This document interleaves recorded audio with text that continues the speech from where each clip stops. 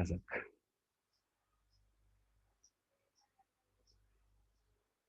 দুই ক্রেডিটে আসলে এটা হয় না। আচ্ছা, তো গত ক্লাসে আমরা যেটা পড়েছি ততদূর তোমাদের হয়তো মনে আছে, ভ্যাকসিনের টাইপ গুলো পড়তেছিলাম, তাই না? যে DNA vaccine, sub unit vaccine, এগুলো পড়েছি। তো আরেকটা ভ্যাকসিনের টাইপ আছে যেটাকে বলা হয় মিউকোসাল ভ্যাকসিনেশন। হ্যাঁ, এটা আসলে ভ্যাকসিনেশন প্রসিডিওর, এটা ভ্যাকসিনের টাইপ নয়। হুম, এটা হলো কিভাবে দেয়া হতে পারে সেটা একটা ভ্যাকসিনেশনের একটা মেথড বলা যায়। তো মিউকোসা কি বলতো? মিউকোসাল, হুম, তোমাদেরকে প্রথম দিকে একটা দেখাইছিলাম যে কিছু আছে। স্যার কোহেলেটা স্তর sir, mucosa, submucosa, cirrhosa. Sir এটা হলো স্কিনের হতে পারে, স্কিনের স্যার। স্কিনের মিউকোসাল লেয়ার যেটা। আবার গাটের হতে পারে, গাট মিউকোসা, গাট তোমরা জানো, গাটের হতে পারে। গিলেও থাকতে পারে, গিল মিউকোসা। তারপর আর কি হতে পারে? স্কিন, মেইনলি তিনটা, স্কিন, গিল, গাট। হ্যাঁ, মিউকোসাল ইমিউনিটি, তোমরা নাম শুনেছো যে মিউকোসাল ইমিউনিটি। তো মিউকোসাল ভ্যাকসিনেশনের মাধ্যমে ইমিউনিটি বাড়ানো যেতে পারে। হুম, তো গিল, স্কিন, গাট, এই তিনটাই মেইনলি হলো মিউকোসাল সারফেস। তো এখানে আমরা কিভাবে ভ্যাকসিনেশন করব, মানে ভ্যাকসিনটা কিভাবে দেব, কোনো ধারণা আছে? বলো তো। এই তিনটা লেয়ার, হ্যাঁ, গাট, গিল, স্কিন, এটা ভ্যাকসিনের ইয়েতে এক্সপোজে কিভাবে আসবে, কোন ভ্যাকসিনেশন ফলো করলে এটা হতে পারে বলো তো। স্যার এখানে স্যার স্কিনে স্যার ইনজেক্ট করা হয় স্যার, ইনজেকশন দিয়ে। আচ্ছা, আর স্যার গাটে স্যার হচ্ছে কোনো ওষুধের মাধ্যমে মানে খাওয়ানো। হুম, আর স্যার গিলেটটা স্যার আমার মানে একটা মেথডেই তিনটা হতে পারে, বলো তো কিভাবে সম্ভব?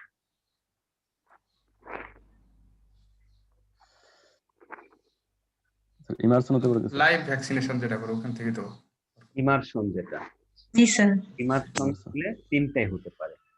কারণ দেখো, আহ গিলে ইজিলি হতে পারে, কারণ তোমরা জানো গিলের মাধ্যমে পানি ফ্লোটা হচ্ছে না রেসপিরেশনের সময়।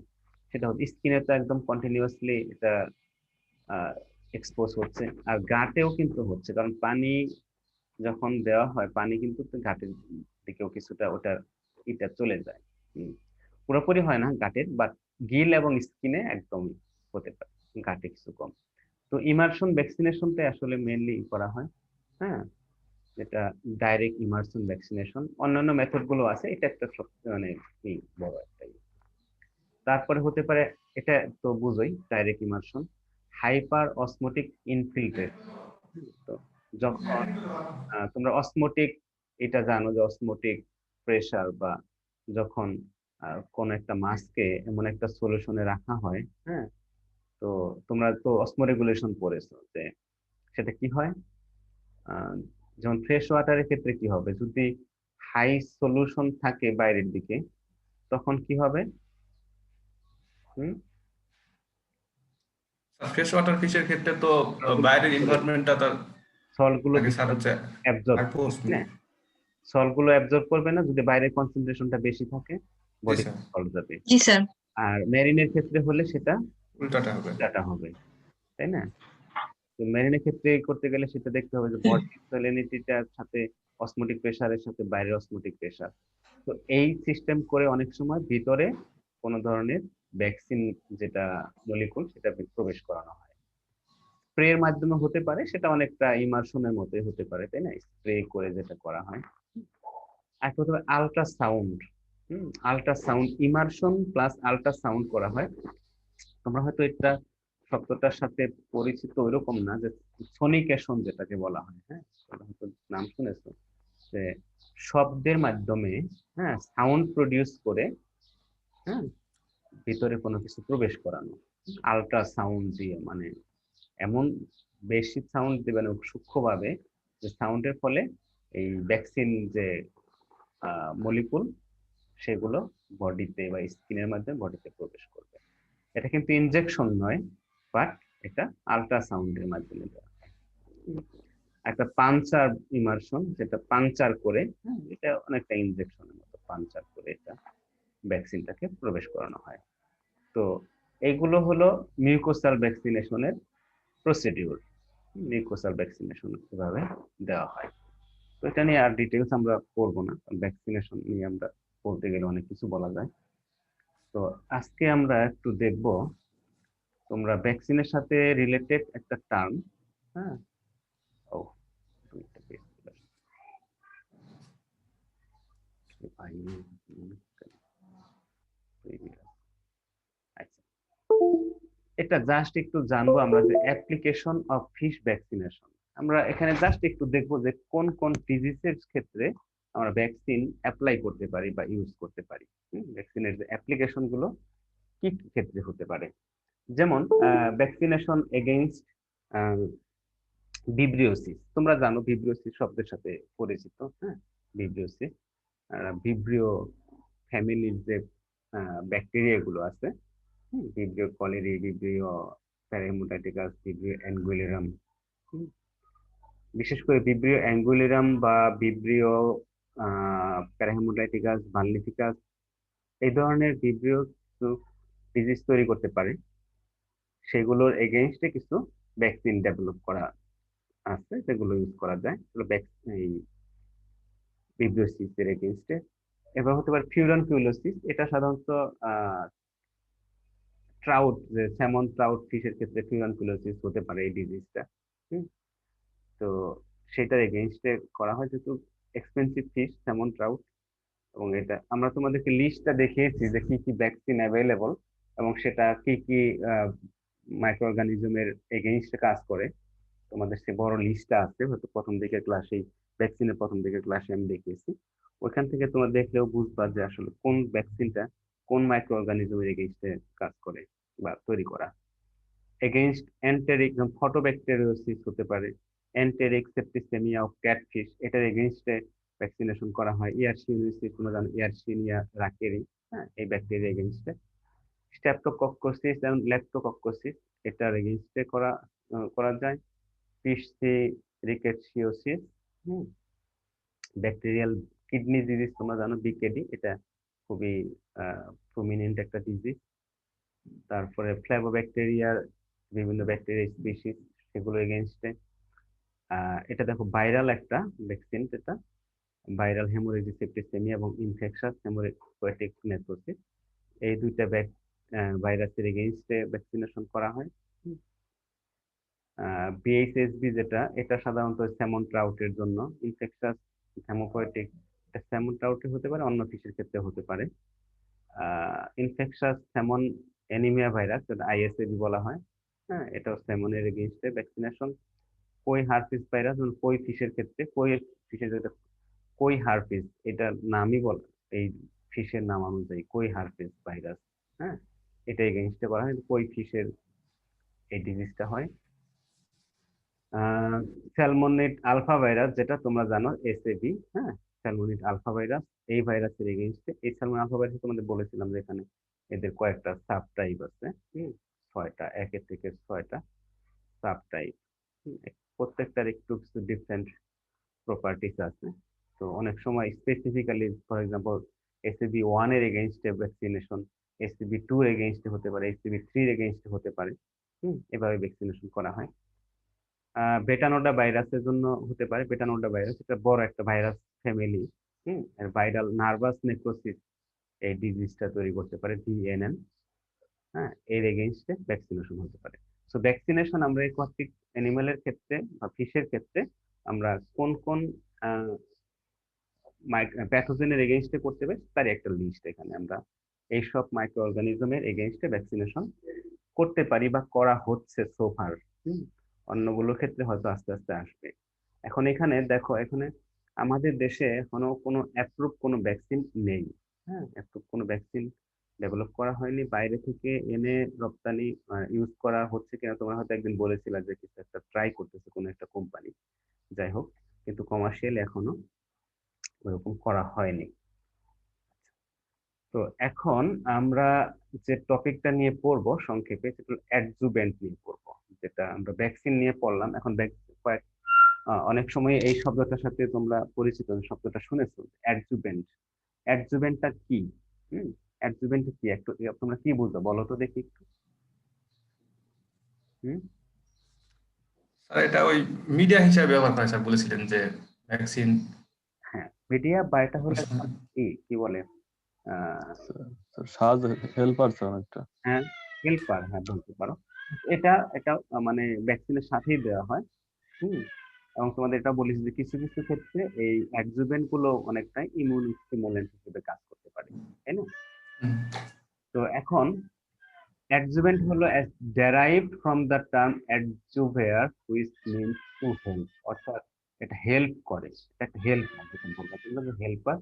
আর helper substances that enhance the immuno response to the immunogen. ইমিউনোজেনটা কি? ভ্যাকসিনটা হলো ইমিউনোজেন। হ্যাঁ, তো ইমিউনোজেনকে কি করতেছে? হেল্প করতেছে, এটার ইমিউনোজেনিসিটি বাড়িয়ে দিচ্ছে, এনহ্যান্স করতেছে। এটা হলো অ্যাডজুভেন্ট। এখন অ্যাডজুভেন্ট শুধু কিন্তু বাড়িয়ে দেওয়ার জন্য ইউজ করা হয় তা নয়, কিছু কিছু ক্ষেত্রে এটা ম্যান্ডেটরি ভাবে ইউজ করা হয়, যে এই অ্যাডজুভেন্ট ছাড়া হয়তো ভ্যাকসিনটা কাজই করবে না। হুম। সেই জন্য আহ, এটা আবার অ্যাডজুভেন্ট অনেক ক্ষেত্রে একটু নেগেটিভ ইম্প্যাক্ট ফেলতে পারে, কিছু কিছু সাইড ইফেক্ট থাকতে পারে অ্যাডজুভেন্টের। সেই জন্য খুব কেয়ারফুলি সিলেক্ট করতে হয় অ্যাডজুভেন্ট গুলো। এখন অ্যাডজুভেন্টের কিছু আসপেক্ট আছে, আমরা কি কি বিষয়গুলো আমাদের খেয়াল রাখতে হবে এটা সিলেক্ট করার আগে। Enhancing the immuno response to the antigen while at the same time prolonging duration of immuno response. একটা কাজ যেটা করতে হবে সেটা হলো ইমিউনো রেসপন্স, যেটাকে এনহ্যান্স করবে, যেটা বললাম আগে। আরেকটা হলো যে লম্বা সময় যেন আমরা এটা রেসপন্সটা পাই। হ্যাঁ, এমন নয় যে আজকে ভ্যাকসিন দিলাম, হ্যাঁ, সেটা ভ্যাকসিন ইটসেলফ যে ইমিউনোজেন, সেটা হয়তো শর্ট টার্ম যেটা প্রোটেকশন দিচ্ছে, কিন্তু যদি সেটা অ্যাডজুভেন্ট ইউজ করা হয় অনেক ক্ষেত্রে সেটা প্রোটেকশনটা লং টার্ম হতে পারে। এটাকে এনহ্যান্স করতে পারে। তারপরে কি হচ্ছে? Modulating the breadth affinity and specificity of antibody response. অর্থাৎ ব্রিথ মিনস এটা হলো মানে লম্বা সময়, আমরা বলতে পারি যে লম্বা সময় বা ব্রডার টাইম, হ্যাঁ, পর্যন্ত এটা ইমিউনিটি বা এটা রেসপন্সটা দিচ্ছে। অ্যাফিনিটি, তোমরা জানো যে অ্যাফিনিটি এটা কোনো সিলেক্টিভ স্পেসিফিক। হ্যাঁ, অ্যাফিনিটি মানে হলো যেটা একটা কোথায় একটা কি বলা হয় অ্যাফিনিটি দ্বারা, আহ এটা হলো একটার সাথে একটা রিলেটেড, যা আকর্ষিত হওয়া। হুম। অর্থাৎ অ্যাডজুভেন্টের অ্যাফিনিটি থাকবে two the immunogen. Hmm. Adjuvant এবং ইমিউনোজেন একই সাথে কাজ করবে, এই ধরনের একটা বিষয়। আর স্পেসিফিসিটি হলো স্পেসিফিক, হ্যাঁ, যে টার্গেট অ্যান্টিবডি তৈরি করবে। এমন নয় যে আমি ইমিউনোজেন ইউজ করতেছি, অ্যাডজুভেন্ট ইউজ করতেছি, দুইটার আবার দুই রকমের অ্যান্টিবডি তৈরি করার ক্ষেত্রে এনহ্যান্স করতেছে, এটা হলে হবে না, তাহলে এটা নন স্পেসিফিক হয়ে যাবে। হুম। অর্থাৎ একই ধরনের অ্যান্টিবডি রেসপন্স থাকতে হবে, প্লাস এটা অ্যাফিনিটি, অর্থাৎ একটার সাথে ইমিউনোজেনের সাথে যেটা অ্যাডজুভেন্টের একটা রিলেটেড, একই ধরনের কাজ করবে, এই ধরনের একটা বৈশিষ্ট্য থাকতে হবে। Stimulating expression of potent cellular mediated immuno response, অর্থাৎ সেল মেডিয়েটেড ইমিউনো রেসপন্সটা সেটাকে স্টিমুলেট করবে। ইনক্রিজিং ইমিউনোজেনিসিটি, যেটা আগেই বললাম যে ইমিউনোজেনিসিটি ফর উইক অ্যান্টিজেন, যদি কোনো একটা অ্যান্টিজেন আমি ইউজ করলাম সেটা যদি উইক হয়, সেক্ষেত্রে আমরা যেমন বলেছি সাব ইউনিট ভ্যাকসিনের ক্ষেত্রে অনেক সময় অ্যাডজুভেন্ট ইউজ করা হয়। তো সাব ইউনিট ভ্যাকসিনটা অনেক সময় উইক অ্যান্টিজেন, সেক্ষেত্রে অ্যাডজুভেন্ট ইউজ করে সেটা স্ট্রঙ্গার ইমিউনো রেসপন্স হবে। হুম? আচ্ছা, আর একটা হতে পারে কি promoting induction of mucosal immunity, যেটা বললাম আমরা একটু আগে, মিউকোসাল ইমিউনিটিটাকেও ইনডিউস করবে। Facilitating reduction of antigen doses and reducing the need for booster vaccination. তোমাদের আগে বলেছি যে অনেক ক্ষেত্রে কি করা হয়, ভ্যাকসিনেশনের ডোজ দিতে হয়, একাধিক ডোজ দেওয়া লাগতে পারে, হ্যাঁ, মাল্টিপল ডোজ লাগতে পারে। তো অনেক ক্ষেত্রে অ্যান্টিজেন ইউজ করলে সেক্ষেত্রে তো মাল্টিপল ডোজ, এখানে হয়তো 4টা ডোজ দরকার হতো, সেটা হয়তো 3টা ডোজেই হয়ে যাবে, অথবা 2টা ডোজে হয়ে যাবে। আরেকটা যে বুস্টার ডোজ, এটা তোমার নাম শুনেছো, হ্যাঁ হ্যাঁ, একটা বুস্টার ডোজ দেওয়া হয়, অনেক বেশি পরিমাণে একটা ভ্যাকসিন ডোজ দেওয়া হয়। সেক্ষেত্রে এটা কি করবে, facilitating the reduction of booster dose, অর্থাৎ বুস্টার ডোজটা প্রয়োজন হবে না যদি অ্যান্টিজেন ইউজ করা, সরি অ্যাডজুভেন্ট ইউজ করা হয়। কারণ অ্যাডজুভেন্ট ইউজ করলে কি হবে, সেটা আহ, লম্বা সময় তোমাকে প্রোটেকশন দিচ্ছে। সো তো বুস্টার ডোজ দিয়ে লম্বা মানে প্রলংড ভ্যাকসিনেশন ডিউরেশন করার প্রয়োজন হবে না। Reducing antigen competition in multivalent valent vaccine, যদি মাল্টিভ্যালেন্ট ভ্যাকসিন, দ্যাট মিনস যদি বিভিন্ন মানে এটাকে রিকম্বিনেন্ট হতে পারে, অথবা আহ, কি হয়, একই সাথে যদি একাধিক ডিজিজের এগেইনস্টে ভ্যাকসিনেশন করা হয় মাল্টিভ্যালেন্ট, সেক্ষেত্রে কম্পিটিশন করবে না। অর্থাৎ যেটা আগে বললাম যে অ্যাফিনিটিটা থাকবে, অর্থাৎ এদের সাথে একই সাথে কাজ করবে, কোনো ধরনের কম্পিটিশন করবে না, যে একটা একদিকে গেল একরকম অ্যান্টিবডি আর একটা অন্যরকম অ্যান্টিবডি তৈরি করলো, সেটা হবে না। যদি মাল্টিভ্যালেন্টও হয়, অর্থাৎ ডিফারেন্ট অ্যান্টিজেন যদি আমি ইউজ করি একসাথে, সেক্ষেত্রে এমন ভাবে তৈরি করতে হবে যেমন সবগুলোর সাথে কম্প্যাটেবল হয়, হ্যাঁ একই সাথে, এটা একই সাথে কাজ করতে পারে। এই ধরনের বৈশিষ্ট্যগুলো থাকতে হবে অ্যাডজুভেন্টে। হুম, আচ্ছা। তো যেটা আগেও বলছি যে অ্যাডজুভেন্টের মেইন যে কাজটা সেটা হলো ডেলিভারি ভেহিকলস, হ্যাঁ অর্থাৎ এটা উম, যে আমরা ডেলিভারি সিস্টেম যেভাবে ইউজ করতেছি সেটাকে হেল্প করা। হুম, হলো ক্যারিং দ্য অ্যান্টিজেন অ্যান্ড ইমিউনোমোডুলেটরস, অর্থাৎ আমি যদি অ্যান্টিজেন ইউজ করি সেই অ্যান্টিজেনকে ক্যারি করবে, অর্থাৎ এটা বডিতে নিয়ে যেতে সাহায্য করবে, অর্থাৎ যে টার্গেট এরিয়া সেখানে পৌঁছাতে সাহায্য করবে। Hmm, enabling slow release of the antigen, অর্থাৎ যে অ্যান্টিজেনটা আমি ইউজ করলাম সেই অ্যান্টিজেনটা যদি খুব মানে মনে করে আজকে অ্যান্টিজেন ইউজ করলাম, উইদিন ফিউ আওয়ার্স সেই অ্যান্টিজেনটা শেষ হয়ে গেল, অর্থাৎ বডিতে আর রইলো না, তাহলে কিন্তু রেসপন্সটা আর বেশি সময় থাকবে না, তাই না? প্রাইমারি রেসপন্স বিশেষ করে, হয়তো সেকেন্ডারি রেসপন্সটা পরবর্তীতে পাবো, বাট যদি খুব তাড়াতাড়ি অ্যান্টিজেন রিলিজটা শেষ হয়ে যায়, হ্যাঁ, তাহলে সেটা আমাদের জন্য ভালো না। সেজন্য কি করবে যে অ্যাডজুভেন্ট এটা রিলিজটাকে স্লো ডাউন করে দেবে, অর্থাৎ লম্বা সময় ধরে আস্তে আস্তে প্রলং রিলিজ হবে। এর ফলে কি হবে, thereby reducing the need of high frequency of booster vaccination, যেটা আগেই বললাম যে বুস্টার ভ্যাকসিনেশন কখন লাগে, যখন আমাদের অ্যান্টিজেনটা যেটা দিলাম, যেটা বডিতে ভ্যাকসিনেশনটা সেটা শেষ হয়ে গেল, রিলিজটা হয়ে গেল সম্পূর্ণ, তখন এটার রেসপন্স পাওয়া যাবে না। হ্যাঁ, সেই জন্য পরবর্তীতে বুস্টার ডোজ দিতে হয়, বেশি পরিমাণে ডোজ দিতে হয়, যাতে এটা লম্বা সময় ধরে এটা বডিতে রিলিজ হয় এবং রেসপন্সটা পাওয়া যায়। সো এই অ্যাডজুভেন্ট ইউজ করলে এই সুবিধাটা পাওয়া যাবে যে এটা রিলিজটা স্লো হবে এবং এটা যে বুস্টার ডোজটা প্রয়োজন হবে না। এটা হলো protecting the antigen during uptake. এখন আহ, তোমরা জানো যে যদি এটা একটা অ্যান্টিজেন হয়, সে অ্যান্টিজেন, হ্যাঁ আমরা যদি ফিডের মাধ্যমে দেই বা ইমার্শনের হোক, যেটা ইনজেকশনের হোক, আপটেকের সময় অনেক সময় এটা কি হতে পারে, এটা কোনো একটা অংশ, যেহেতু এগুলো মলিকুল, এটা ডিগ্রেডেড হয়ে যেতে পারে, নষ্ট হয়ে যেতে পারে। সেজন্য যদি আমরা অ্যাডজুভেন্ট ইউজ করি, অ্যাডজুভেন্টটা কিভাবে ইউজ করি একটু পরে দেখবো আমরা।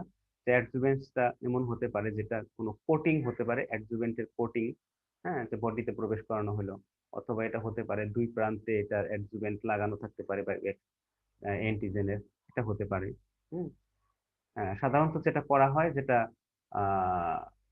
অয়েল ইমার্শন ইউজ করা হয়, এটা চারিদিকে একটা অয়েল কোটিং হতে পারে, অথবা ওয়াটারের কোটিং হতে পারে। হুম, হ্যাঁ এভাবে করা হয়, আমরা একটু দেখবো একটু পরে সংক্ষেপে। তো যাই হোক, সেটা হলো যে অ্যাডজুভেন্ট ইউজ করলে এই অ্যান্টিজেনটাকে প্রোটেকশন দিচ্ছে, ডিগ্রেডেড হচ্ছে না, হ্যাঁ প্রোটেক্টিং অ্যান্টিজেন। একটা বিং বায়োডিগ্রেডেবল, এবং antigen adjuvant itself should be biodegradable. That means for example antigen তোমার বডিতে দেওয়া হলো, সাথে অ্যাডজুভেন্ট দেওয়া হলো, তো অ্যান্টিজেন তো আস্তে আস্তে এটা বডিতে রিলিজ হয়ে যাবে, শেষ হয়ে যাবে, তারপরেও যদি অ্যাডজুভেন্টটা থেকে যায় তাহলে কিন্তু বডির জন্য সেটা ক্ষতিকর। সেই জন্য অ্যাডজুভেন্টটা কি হতে হবে, বায়োডিগ্রেডেবল হতে হবে, এটা বডিতে আস্তে আস্তে এটা ডিগ্রেডেড হয়ে যাবে, নষ্ট হয়ে যাবে এবং সেটা এক্সক্রিশনের মাধ্যমে এটা বের হয়ে যাবে। এটা হলো অ্যাডজুভেন্টের একটা বৈশিষ্ট্য। তো এটা হতে হবে। Serving as an immunostimulant. আরেকটা হতে পারে, যেমন তোমাদের বলেছি যে adjuvant itself might be immunostimulant. Immunostimulant হতে পারে, অথবা ইমিউনোস্টিমুল্যান্ট গুলো কিছু আমরা অ্যাডজুভেন্ট হিসেবে ইউজ করতে পারি। হ্যাঁ, আমরা নামগুলো দেখবো যে একটু পরে কি কি ধরনের অ্যাডজুভেন্ট হতে পারে। আচ্ছা, এই এখনই দেখতেছি আমরা যে অ্যাডজুভেন্ট, আমাদের কিছু এক্সাম্পল দেখি আমরা, সোর্স গুলো কি হতে পারে। হ্যাঁ, একটা হতে পারে যেমন জেল টাইপ, হ্যাঁ, অ্যালুমিনিয়াম হাইড্রোক্সাইডের জেল, এটা হতে পারে, এটা আমরা অ্যাডজুভেন্ট হিসেবে ইউজ করতে পারি। পটাশিয়াম অ্যালুমিনিয়াম ফসফেট, এটার জেল আমরা ইউজ করতে পারি। এখন জেলটা তোমরা জানো যে কোনো জেল যদি, যেমন আমরা ক্যাপসুল ইউজ করি, ক্যাপসুলের যে কভারটা, ক্যাপসুলের ভিতরে কি থাকে, হ্যাঁ ক্যাপসুল, এটা ক্যাপসুল, এর ভিতরে কিন্তু থাকে মেডিসিনের যে অ্যাক্টিভ ইনগ্রেডিয়েন্ট, তাই না? আমরা যে ওষুধ খাই সেই ওষুধের অ্যাক্টিভ ইনগ্রেডিয়েন্ট গুলো থাকতেছে ভিতরে, আর বাইরে দিকে একটা শেল থাকতেছে ক্যাপসুল। তো আমরা যখন এটা আহ খেয়ে ফেলি, হ্যাঁ, আমাদের বডিতে যখন যাবে, তখন এটা যখন খেয়ে ফেলি, বডিতে আসলো, হুম, তো এখানে তো আমাদের ডাইজেস্টিভ সিস্টেম যাই হোক এগুলো আছে। তো এটা শ্যালো করলে হ্যাঁ, তখন কি হবে, এই ক্যাপসুলটা যখন ভিতরে যায় পানি দিয়ে আমরা খেয়ে ফেলবো, এটা স্টমাকে আসলো, স্টমাকে আসলে এটা শেলটা ভেঙে যায়, হ্যাঁ, ডিগ্রেডেড হয়ে যায়, এটা বায়োডিগ্রেডেবল। তখন এই যে অ্যাক্টিভ ইনগ্রেডিয়েন্ট গুলো, এগুলো আস্তে আস্তে এক একটা বডিতে কাজ করা শুরু করে। সো এইগুলো একটা জেলের মতো, তোমরা জানো ক্যাপসুল জেল। তোমরা একটা সময় ছোটবেলায় তোমরা দেখেছো কিনা যে ভিটামিন এ ক্যাপসুল দিত না, তোমরা জানো? স্যার, হুম? জি স্যার, এই ক্যাপসুল। খেয়েছি ভিটামিন এর ক্যাপসুল। তো ওইখানে ওটা কিন্তু খুব খেতেও মানে জেলি জেলি, বাট ভালো লাগে না? জি স্যার। তো মানে খোলসটা কিন্তু ভিটামিন না, এটা ভিতরে আছে, বাট বাইরের জি দিকে একটা জেলির মতো। এটাকে আমরা বলতে পারি some sort of adjuvant, but not adjuvant actually, but এটা ওটার মতোই, যেটা মোড অফ অ্যাকশন। তো এটা হতে পারে। আবার আর কি হতে পারে, মাইক্রোবিয়াল কম্পোনেন্ট, যেটা আমরা তোমাদেরকে বলেছি আমি যে এটা ইমিউনোস্টিমুলেন্ট হিসেবে এগুলো কাজ করতে পারে। হুম, আরো কিছু হতে পারে। তো যেমন সিপিজি, সিপিজি এটা ডিএনএ, এক ধরনের ডিএনএ। হ্যাঁ, হ্যাঁ, অলিগোনিউক্লিওটাইড ডিএনএ, যেটা সিপিজি ডিএনএ, এটা ইউজ করে। এটা একটা ব্যাকটেরিয়াল অরিজিন, ব্যাকটেরিয়াল পলিস্যাকারাইড, যেমন এলপিএস তোমাদের বলেছি, তারপরে পেপটিডোগ্লাইকেন, তাই না? এগুলো কি এটা টিটেনাস এন্ড মিজেলস ভাইরাস, এই ভাইরাসের যে মলিকুল বা ডিএনএ বা আরএনএ, সেগুলো আমরা ইউজ করতে পারি। মাইক্রোব্যাকটেরিয়াম বিউটাইলাইরিয়াম, এই ব্যাকটেরিয়ার ডিএনএ, মাইক্রোবিয়াল কম্পোনেন্ট গুলো, হ্যাঁ ডিএনএ ঠিক না, সেল ওয়াল আমরা হতে পারে, cell wall, cell wall component, এগুলো আমরা ইউজ করতে পারি। ফ্লাজিলিন, তোমরা জানো যে ব্যাকটেরিয়া ফ্লাজেল এক ধরনের প্রোটিন, যেটা ফ্লাজিলিন, সেই প্রোটিনটা আমরা ইউজ করতে পারি অ্যাডজুভেন্ট হিসেবে। হুম, সেল ওয়াল যেটা বললাম, cell wall, microbacteria cell wall, এগুলো আমরা অ্যাডজুভেন্ট হিসেবে ইউজ করতে পারি। তারপরে এছাড়া আমরা দুইটা যেটা বলেছি তোমাদেরকে যে এর আগেও অনেকবার, যে পলি আইসি, তোমরা জানো এটা synthetic double standard RNA. RNA virus থেকে যে ডাবল স্ট্যান্ডার্ড আরএনএ হয়, সেটা একটা সিনথেটিক হতে পারে, যেটা কমার্শিয়ালি যদি আমরা সিনথেসিস করি, এবং সেটা ভ্যাকসিনের অ্যাডজুভেন্ট হিসেবে আমরা ইউজ করতে পারবো। এটা একটা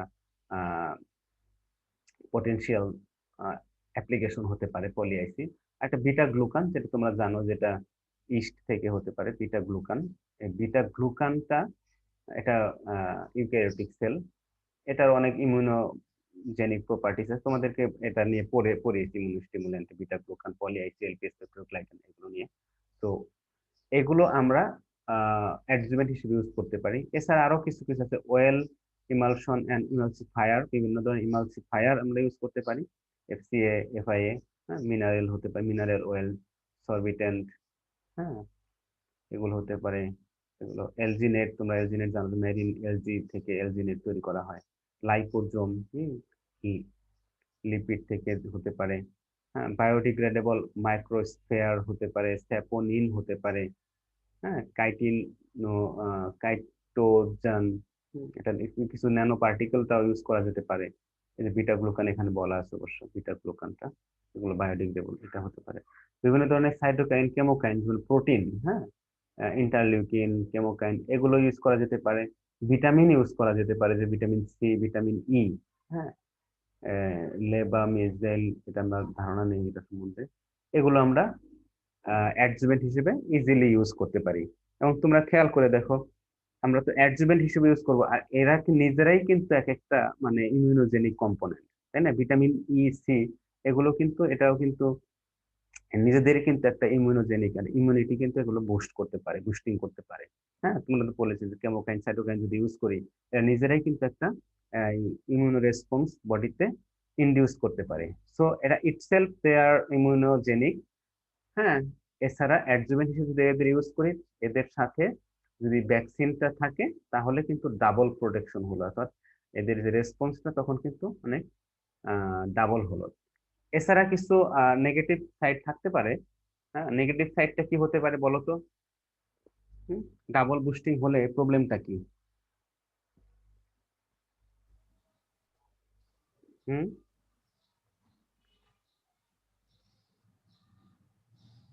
বলো কেউ। টক্সিসিটি ক্রিয়েট করতে পারে স্যার।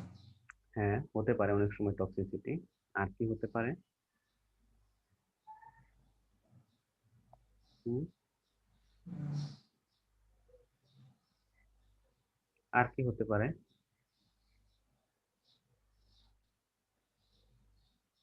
অটো ইমিউনো ডিজিজের নাম শুনছো না তোমরা এখন? কারণ ইমিউনো রেসপন্সটা অনেক বেশি হয়ে যেতে পারে, কারণ এই অ্যাডজুভেন্টে যদি খুব বেশি স্ট্রং ইমিউনো রেসপন্স করে, আর ভ্যাকসিন ইটসেলফ করবে, তো দুইটা মিলিয়ে এমন রেসপন্স হতে পারে, যেমন অনেক সময় তোমরা যখন শুনেছো যে সাইটোকাইন স্টর্ম, যেটা করোনা ভাইরাসের জন্য হতে পারে। হ্যাঁ, অর্থাৎ এত বেশি সাইটোকাইন তৈরি হচ্ছে, হুম, সে সাইটোকাইনের ফলে প্রচুর জ্বর হচ্ছে এবং প্রবলেম হচ্ছে।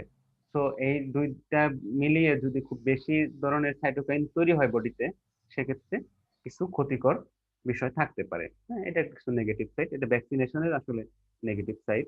সেজন্য ভ্যাকসিনেশনটা করতে হবে দেখে যে এটা হোস্ট হোস্টের তার কতটা ইমিউন রেসপন্স আছে, এবং সেই হিসেবে তাকে ডোজ দিতে হবে।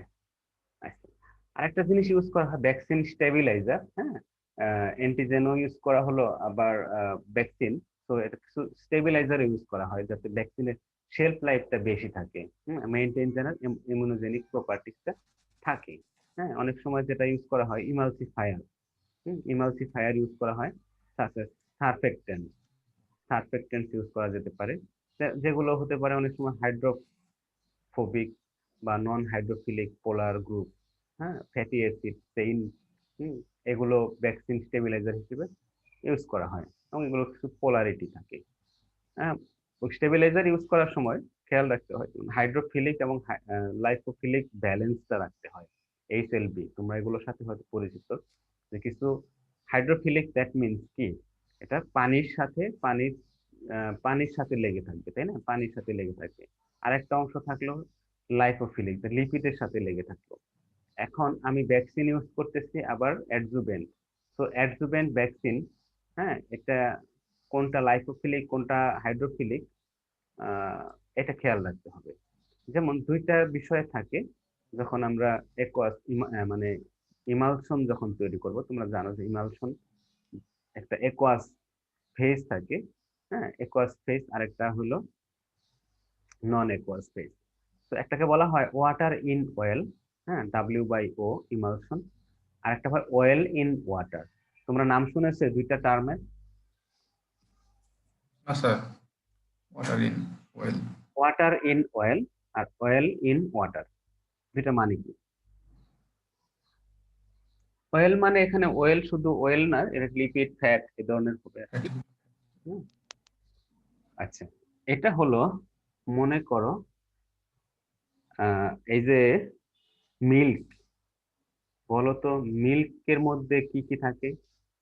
দুইটা কম্পোনেন্ট অবশ্যই থাকে, একটা হলো ওয়াটার, আর একটা হলো ফ্যাট থাকে, তাই না? ফ্যাট থাকে, জি স্যার, ফ্যাট। ফ্যাট জি বা স্যার। এটাকে আমরা যদি অয়েল ধরি, এক্ষেত্রে এটা কোনটার মধ্যে কোনটা আছে, ওয়াটার ইন অয়েল না oil in water? Water water water in oil sir. অয়েলের পরিমাণ কম থাকবে এখানে, ফ্যাটের পরিমাণ কম। হুম, ওয়াটার ইন না, অয়েল ইন ওয়াটার অয়েল মাত্রা। অয়েল ইন ওয়াটার স্যার বলতে ভুলেছি স্যার। হ্যাঁ হ্যাঁ, অয়েল ইন ওয়াটারে অয়েল ইন ওয়াটার মানে ওয়াটার পরিমাণটা বেশি এখানে। অয়েল থাকে, ওয়াটার, অর্থাৎ যেটা অ্যাকুয়াস ফেজ, যেটা মুভেবল, সেটা হলো তোমার আহ কি বলে, ওয়াটার। ওয়াটার। আর যদি অয়েলটা বেশি থাকতো সেক্ষেত্রে ওয়াটার ইন অয়েল। তো তেল, তোমরা জানো যে তেল আর জল মিশে না, তাই না? তেল জল কখনো মিশে না, এটা কি মিশানো সম্ভব? বলো তো, সম্ভব কিনা? না, সম্ভব না। একটা এক্সাম্পল আছে মিশানো। সবকিছুই সম্ভব, তাহলে এটা কেন সম্ভব হবে না কেন? এই তুমি কি আইল অ্যাসিড দিলে জয়ন্ত কর্মকার বললো নাকি এটা? হ্যাঁ, জি স্যার, তাহলে জি তো স্যার। কিভাবে সম্ভব? কিভাবে কিছু সম্ভব? তো একটা উপায় আছেই। আচ্ছা, আমি একে বলি সঙ্গীতা ত্রিপুরা। তুমি কি ক্রিম টিম ইউজ করো না তোমরা, বিভিন্ন ফেসিয়াল ক্রিম বা জি ময়শ্চারাইজার? স্যার, লোশন বা হচ্ছে ময়শ্চারাইজিং যে এগুলো ক্রিম গুলো আছে, কি কি থাকে?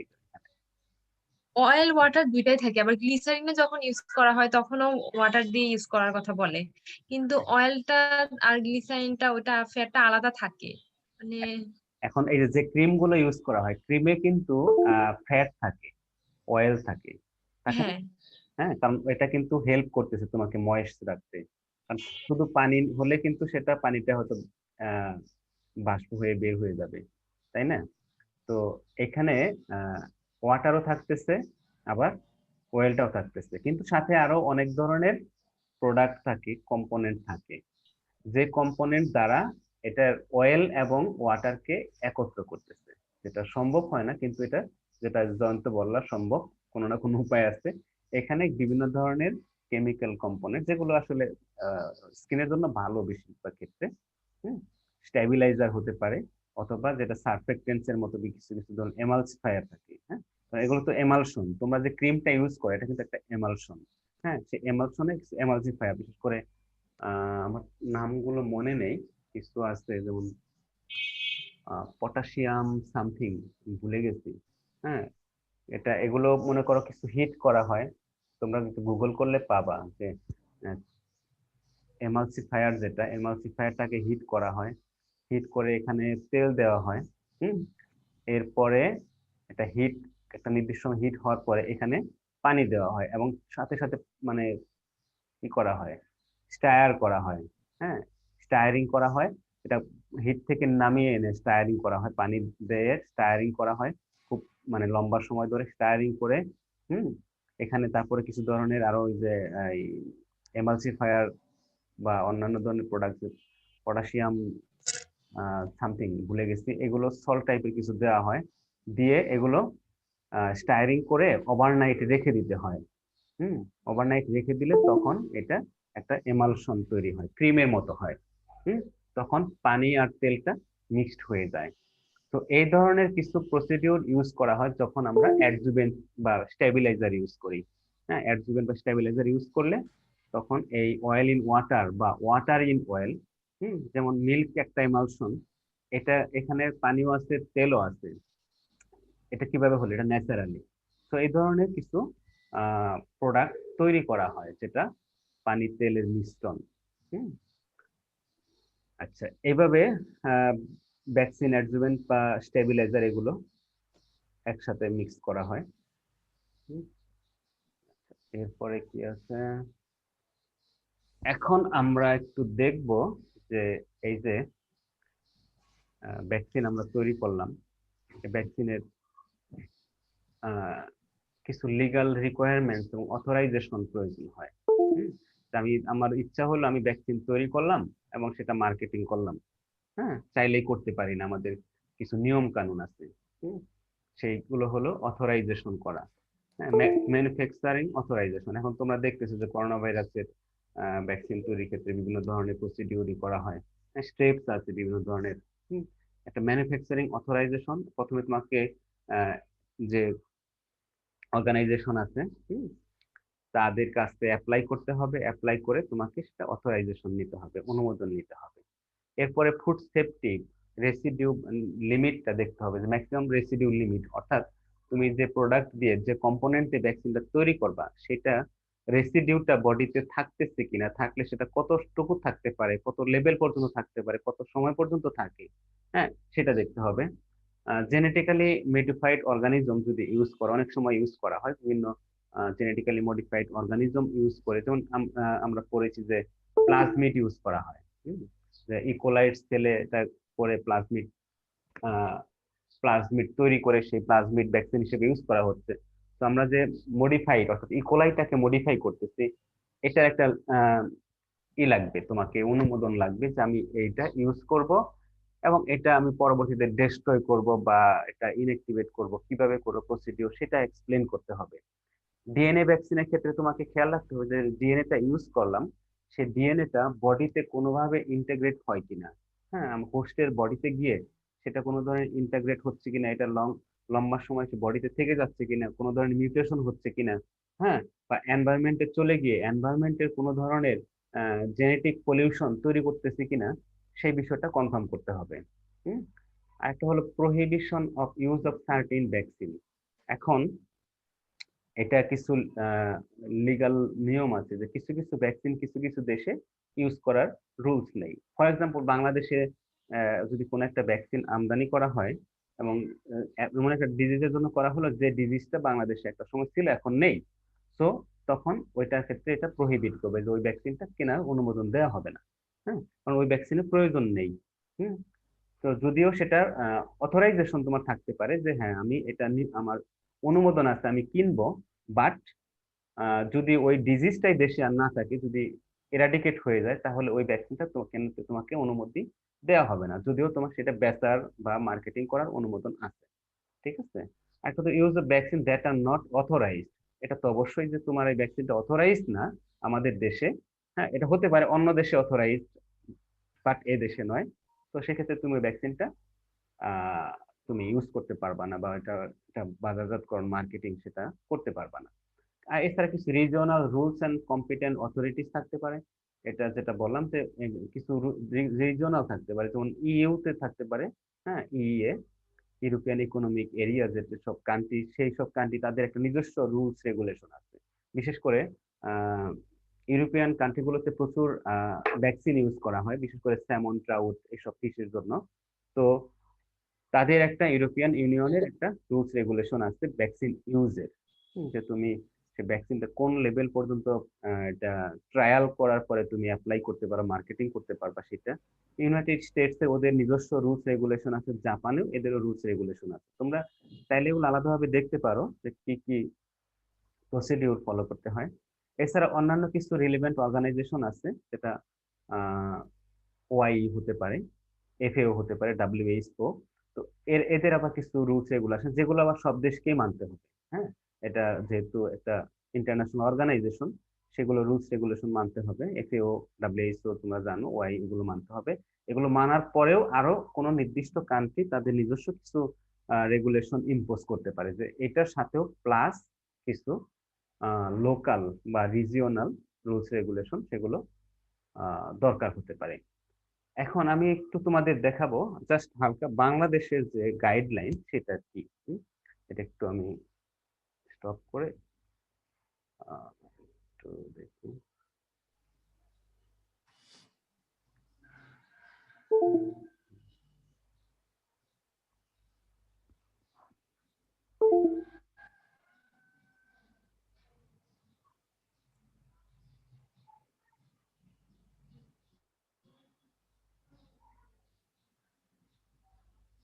কোথায় সেটা?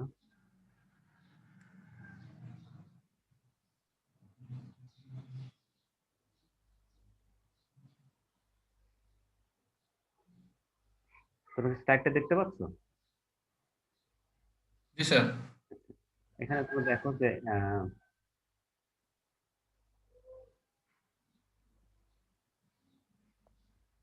উম, উম,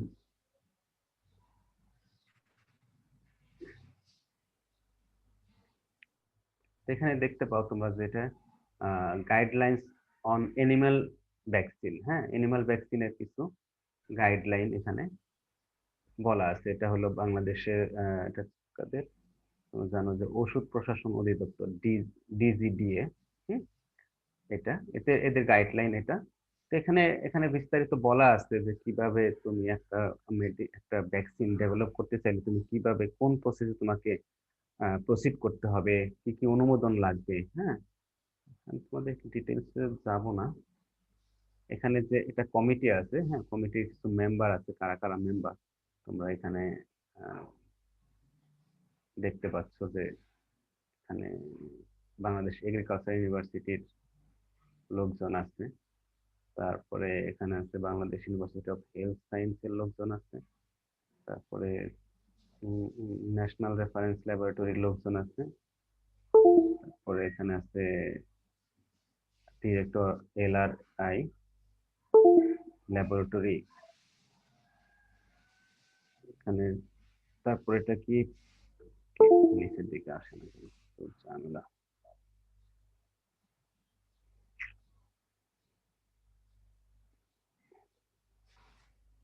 কি ওহ রে,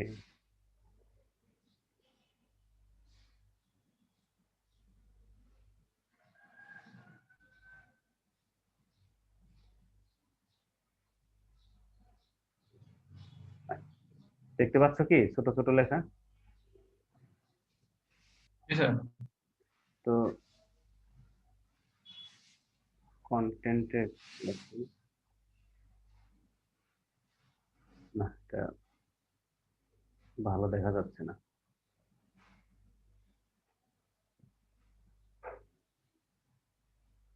এখানে অনেক বিষয় আছে, আমি সব দেখাবো না, শেষে কিছু অ্যানেক্স দ্বারা আমি দেখাচ্ছি তোমাদেরকে।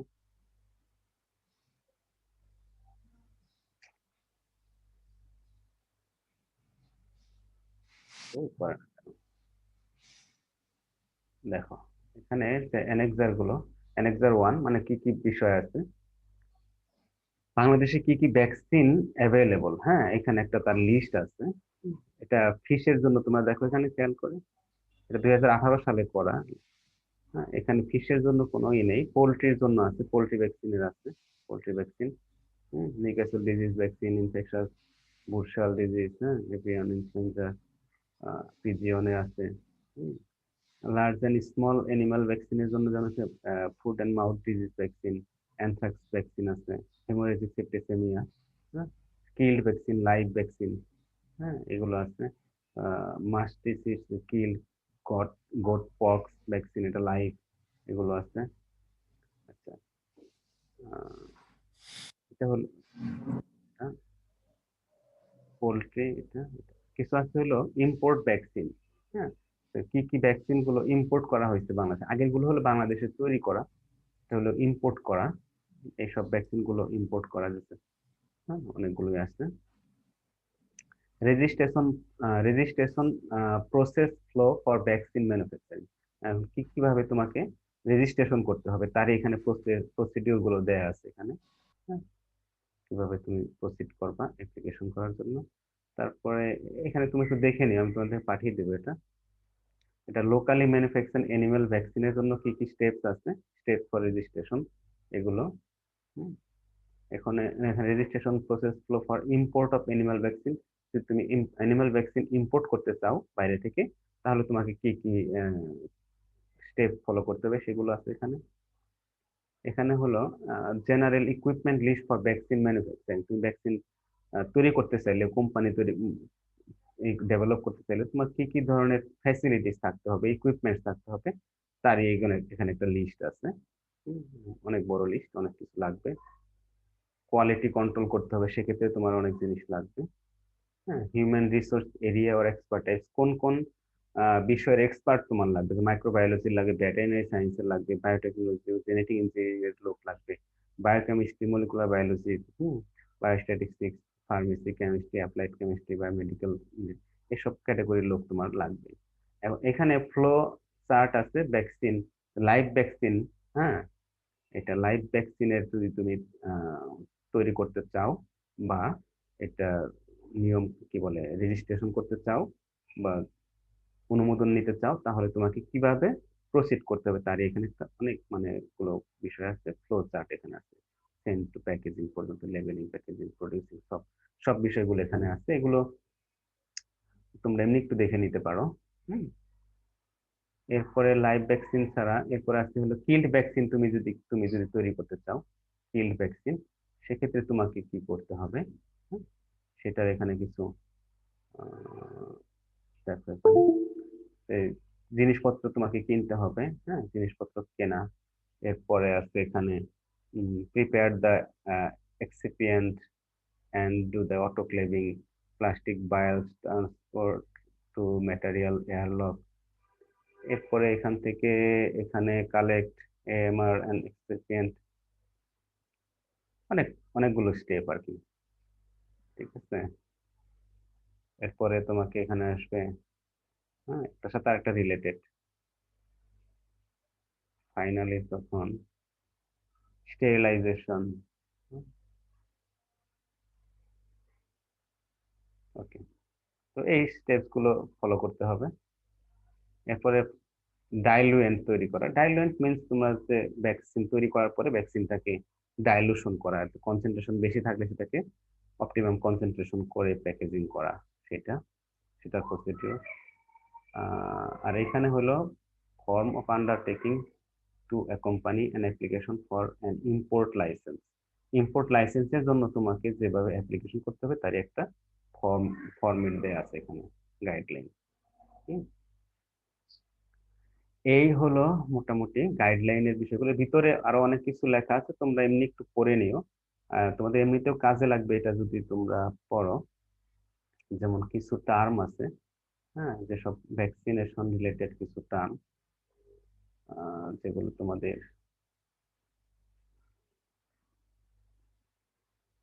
জানা থাকলে ভালো হবে। টার্মগুলো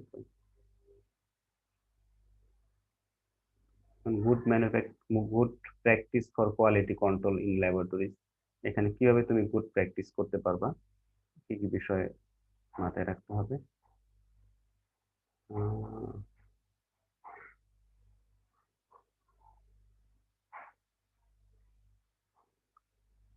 registration status, chemistry and manufacturing, এগুলো সবগুলো স্টেপস এখানে বলা আছে। হ্যাঁ, মাস্টার সিট অর্গানিজম।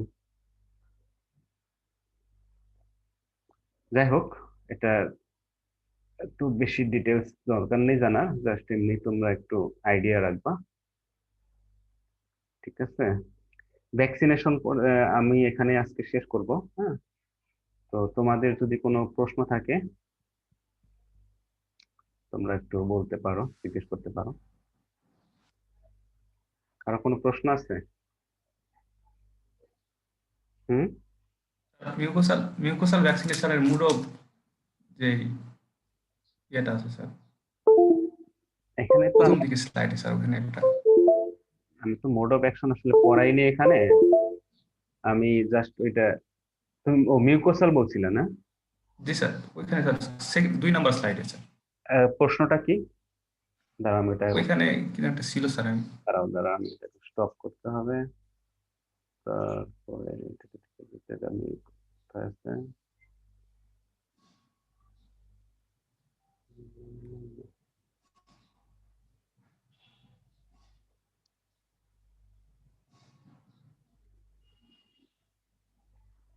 কোথায় কোথায়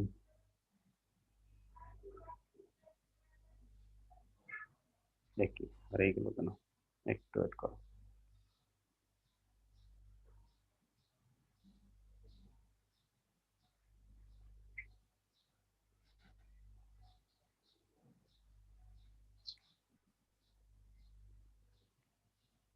দুই নম্বর স্লাইড বলছিল না? জি স্যার। হ্যাঁ, বলো, দেখতে পাচ্ছ? স্যার এটার পরে মনে হয় স্যার তাহলে। না, এটার পরে তো এই এই এই এই লিস্ট। না এটা হ্যাঁ, এরপরে না স্যার। এটাই তো 2 নম্বর, প্রথম স্লাইডে কিছু নাই। এরপরে স্যার এই যেটা স্যার হাইপার অসমোটিক ও আচ্ছা, হাইপার অসমোটিক ইনফিল্ট্রেশন। এটা হলো অসমোটিক প্রেসারের উপরে। হাইপার অসমোটিক মানে কি, তোমরা জানো আইসোটোনিক, হাইপোটোনিক, তাই না? হাইপার অসমোটিক দ্যাট মিন্স তুমি আমি একটু ড্র করে দেখাই না। অর্থাৎ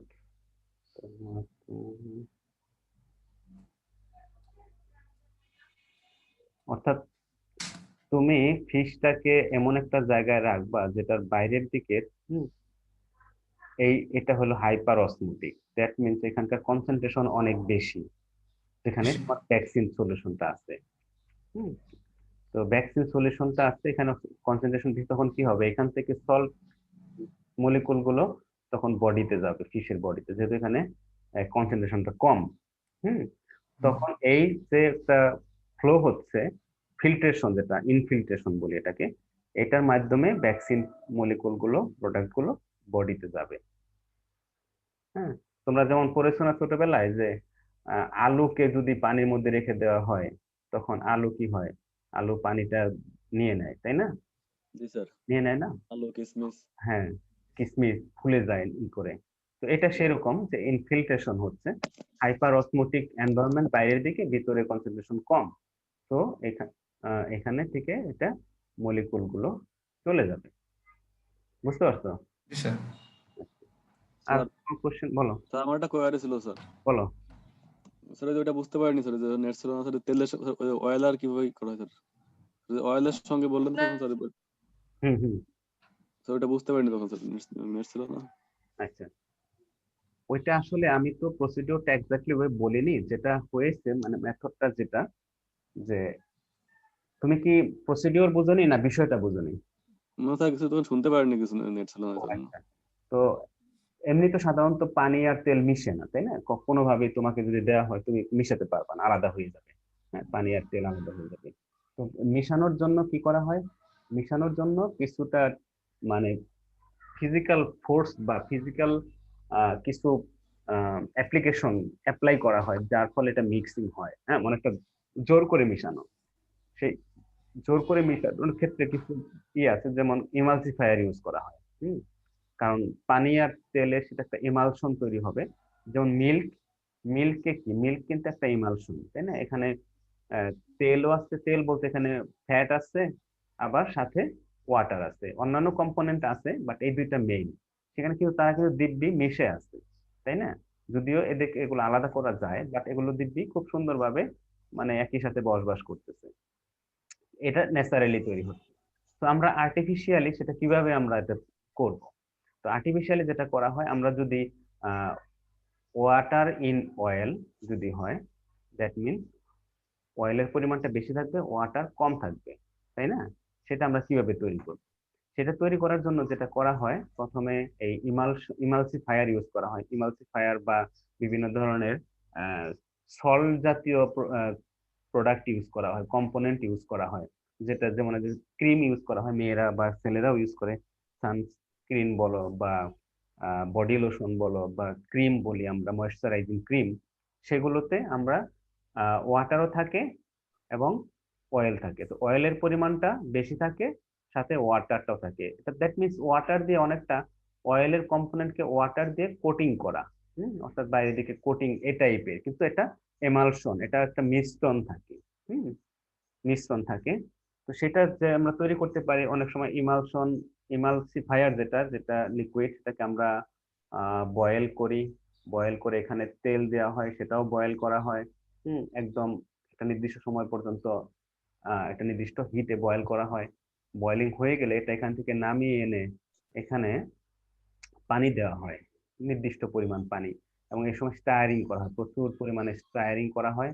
হ্যাঁ, স্টায়ারিং করে এরপর এখানে কিছু সল্ট কম্পোনেন্ট দেওয়া হয়, যেন পটাশিয়াম বা সোডিয়াম সল্ট দেওয়া হয়, যেগুলো বডির জন্য ক্ষতিকর নয়, এরকম কিছু সল্ট দেওয়া হয়। এছাড়া চাইলে আরো কিছু তুমি ফ্লেভারিং থাকলে কিছু ফ্লেভারিং কম্পোনেন্ট এখানে দিতে পারে। আরো কিছু কম্পোনেন্ট তোমার ইচ্ছা মতো সেগুলো কম্পোনেন্ট দিয়ে স্টায়ারিং করা হয়।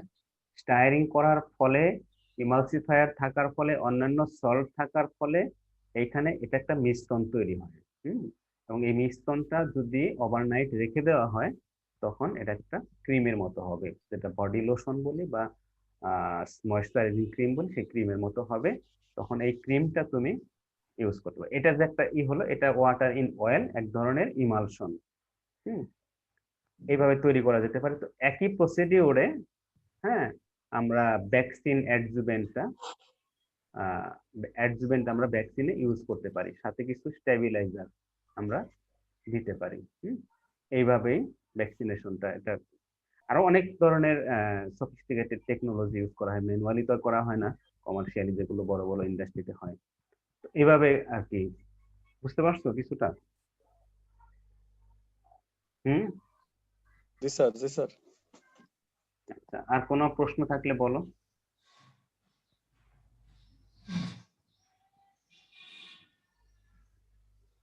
কোনো প্রশ্ন নাই? না স্যার। আচ্ছা, যদি না থাকে তাহলে রাখি এখানে। জি স্যার। ঠিক আছে তাহলে, ওকে।